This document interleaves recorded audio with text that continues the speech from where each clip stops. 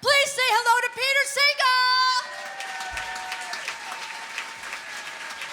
Thank you. You don't need much. No, I'm good. That voice sounds so familiar. It's a little weird, I know. A little weird. I usually do a bit when I come on stage in a place like this about how incredibly disturbing it is to find out what I look like, but we're pressed for time, so I'll just say I'm disappointed too. So I was raised in the 70s and 80s to believe, I was taught that marriage was a good idea. Eventually I figured out that while that may be true for many people, it was not true for me. I figured that out around the 19th year of my marriage. Technically, I figured it out around the second year, but you know, sunk costs and all that. So my marriage ended quite spectacularly in around 2013, and I will tell you about all of that and the painfulness of the divorce and everything that happened, but this is not a country music concert, so let's move on. And I did what a lot of middle-aged guys who've been married for a long time do once they get divorced, and I dated around. Now, as you were told, I run a lot. I even wrote a book about it. And when I do run, I tend to do it with the same group of people. I've been doing it for almost 20 years in the suburb of Oak Park. And they're all, like me, or like I was, married people with kids living in the suburbs. And they're almost all men. Strangely, they're all named Chris. This is true. Makes it easy to remember their names, although hard to tell them apart. And during this period of time when I was dating around, the guys were really interested. And many, many miles were spent running up and down the suburbs with me regaling them of my latest stories from dating. They were living vicariously, unlike other ways to entertain themselves that way. It left no record in their browser, so it was great. Everybody was cool with it. Now, there is one member of this running group named Paula. She's the only woman, also a suburban parent, married. Paula was not that interested in these stories, remained silent. So after about a year of this, I met a young woman named Mara. And as soon as I met Mara, pretty much all thoughts of anybody else left my mind, and we very quickly settled down with each other quite happily, and I could tell you about all of that and how that came to be and what that was like, but this isn't an R&B concert either. Suffice to say that my dating days were over, and I was very happy, and because of that, my male running friends lost all interest. Paula, however, became interested. Now, Paula is here, so I want to be careful when I describe her. Her lack of sentiment or niceties, her general bloody-mindedness. Let me just say, she's British. All you need to know. So one day in the spring of 2017, we're out for a run, and as often happens, people split off. Oh, I've run enough, I gotta get home, whatever, and so they split off, and it just so happens that the last two people running as we finished this run were myself and Paula, and almost literally as soon as it was just she and I, she said to me, "So what are your intentions towards this young woman?" That's a quote. And I explained to Paula that, in fact, I was very happy with Mara, delighted, in fact, happier than I ever knew I could be. And Paula says, "Well, you're going to marry her." And I said, "Well, I have tried that. It really didn't work for me, so I have no particular interest in ever getting married again." I also said to Paula, "Well, I think, though, that Mara, who had never been married, would like to be married. But," I said to Paula, "I feel that if this is something that she wants, she should say so. She should tell me that, as opposed to making me understand it or making me guess." Now, whenever I had said that to a guy, they were all like, "Well, that's very reasonable, absolutely." Paula said, "You've got to be fucking kidding." Or whatever the polite British version of that is. And Paula explained to me that given the situation that I had described to her, that Mara and I were very happy with each other, and that I very obviously did not ever want to be married, and she pretty obviously did, she was never going to ask me, because what if I said no? Then where is she? So we finished the run, and I thought about that. I thought about it for a while. And in fact, about 2 months later, now it's June of 2017, it happens again. We're out for a run with a big group, all the Chris's, myself, Paula, the Chris's all vanish. It's Paula and myself, and Paula says, "Have you been thinking about our conversation?" Again, literally the first thing she says, as soon as we're on. And I said, "Well, yes, Paula, in fact, I have, and I've come to realize that you're right. In fact," as I told Paula, it just so happened that in the intervening time, some old friends of Mara's, a couple who had been together for like a decade, broke up because the woman finally said to the man, "So what do you think? Are we ever going to get married?" And the guy's like, "I don't really want to." And she was like, "All right." And she broke up with him because, there was no future in it for her. And I told Paula that story. And then Paula said, "Well, what do you think?" And I said, "Well, I think you're right. I shouldn't make her ask me, and I'm extremely fond of her. I certainly want to spend the rest of my life with her, and it seems," and I'm just sort of thinking out loud as we're running along, and it seems kind of cruel to say, "Oh, I would like you to spend your life with me, and oh, by the way, you don't get the one thing you want more than anything." And Paula says, "Well, great, when are you going to propose?" And I said, "I haven't thought about that. Gosh, I don't know." Well, I said to Paula, it just so happens that later this summer, in August of 2017, we've got this trip planned. We're going to go out to Mara's favorite place on this earth. She's told me about it for years. It's called Bandon, Oregon. It's a town on the seaside. She's always wanted to show it to me, and that's where we're going to go. And Paul says, "That will be the place to propose. That's when you'll do it." And I said, "Okay." And then she said, "Well, where are you going to have the wedding?" And I said,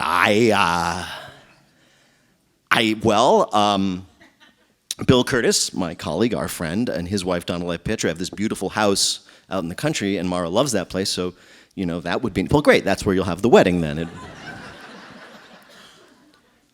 And we finished the run, and Paula said something to the effect, says, "Well, don't do all of this on my account," she said. So I'm like, well, I guess I got to do this. So we start this trip to the Pacific Northwest eventually. We're going to start in San Francisco, where Wait Wait was doing a couple of shows. And we got out there, and I apparently hadn't really committed to this course of action yet. Among other things, I had neglected to buy a ring. The first morning we're in San Francisco, Mara wakes up and she says, "Oh my God, I had the most incredibly strange dream." And I said, "What was it?" She says, "I dreamt you proposed to me." She says, "How ridiculous is that?" I said, "What happened?" She says, "Well, we were at a Wait Wait show, and I was in the audience, and you called me on stage, and you got down on one knee and asked me to marry you, and you gave me a ring." And I said, "What kind of ring was it?"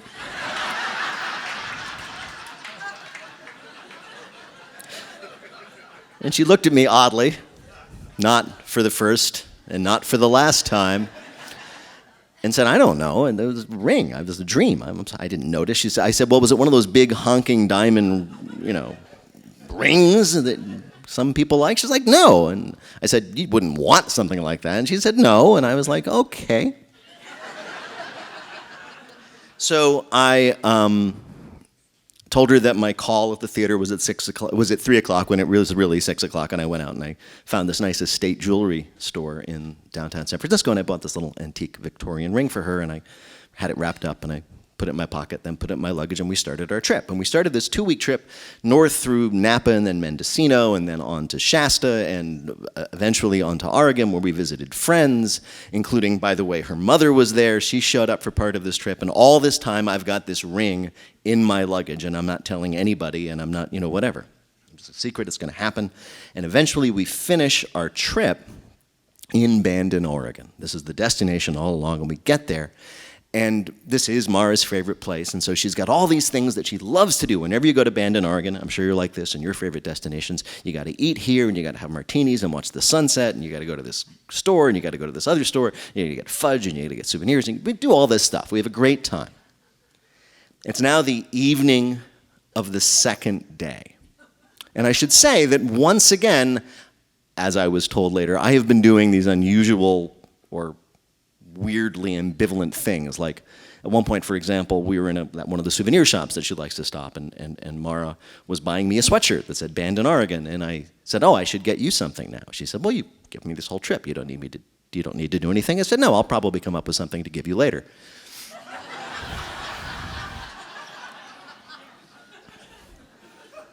Subtle. So now it's the evening of the second day, final day, the moment of truth. And I get out this very nice bottle of wine we had bought in Napa some weeks before, and I pour wine into 2 motel plastic cups, and we walk down onto the beach. The ring is in my pocket. And we get down to the beach, and we're sipping our wine, looking around, and I say, "Mara, I know you love Bandon, Oregon, in general, but what is your favorite spot here?" Mara says, "What are you talking about?" And I said, "Do you like it over there by the water? Do you prefer it over here by the rocks? What's your preference?" And she does this. She takes a sip of wine, and she coughs, and she faints dead away to the ground. And by fainting dead away, I don't mean, she staggered, she got dizzy for a second. I mean full-on dying swan, graceful collapse to the sand, completely unconscious. Just boom. And at first, I thought it was a gag. Even though Mara, to that time, had never shown an interest in physical comedy.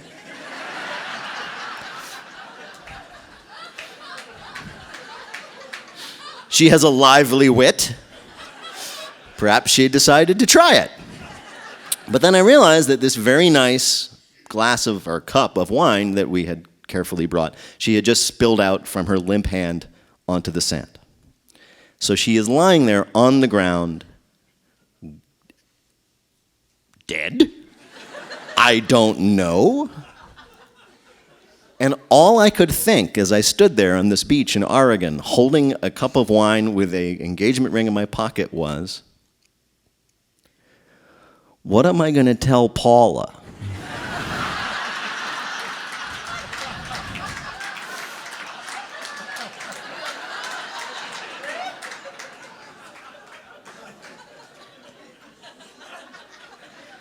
Well, I tried, Paula, but she died. It's really not my fault. So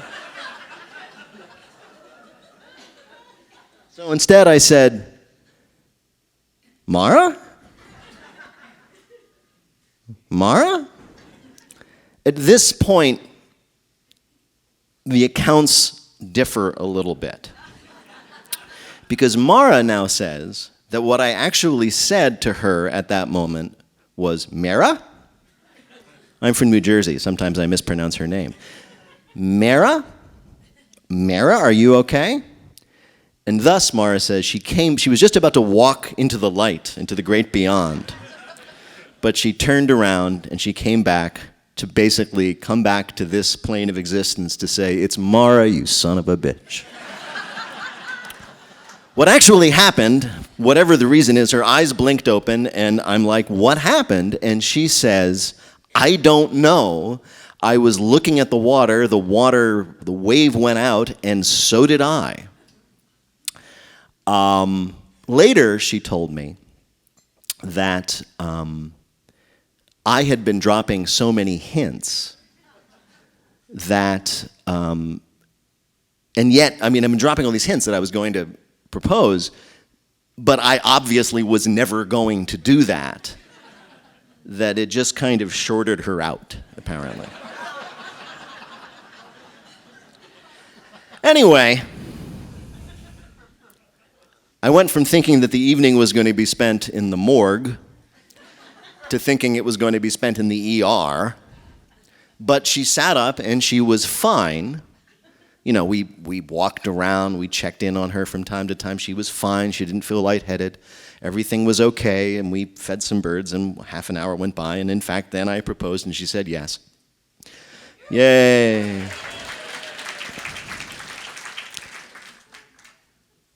And then 9 months later, we got married at Bill and Donna's house. Thank you.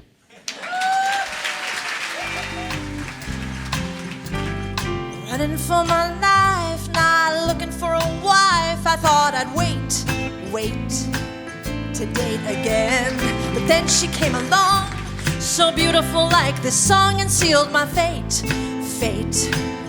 It wasn't too late when you never thought your life could start again.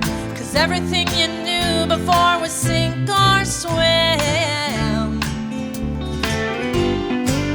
I took her by the hand, tomorrow fell into the sand, and I thought, uh-oh, where did she go? Wanted to sweep her off her feet, not quite so literally, but then she came to. Thankfully, everything I knew before was compromised. Never thought I'd ever be so satisfied. Hey, Paula, just tell me what to do. You're a most unusual, unsuspected guru. Hey, Paula, you're stern and harsh and you are cruel, but Paula, I owe it all to you.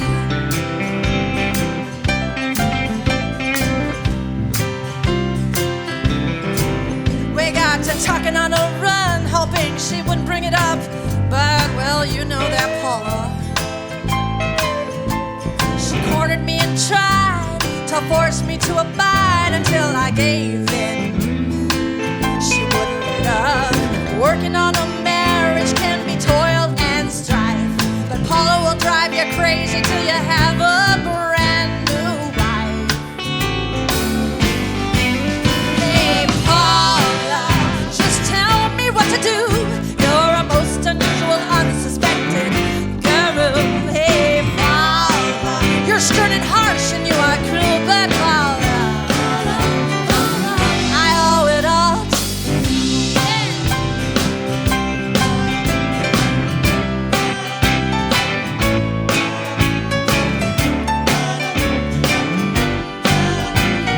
Simon on the piano.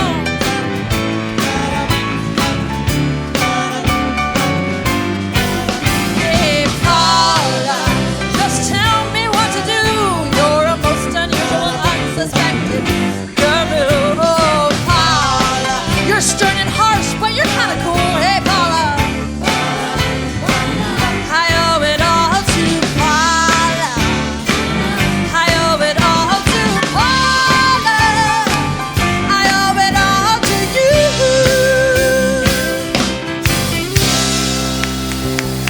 Thank you so much for coming, everybody. Peter Sagal, luminaries, come on up, will you please?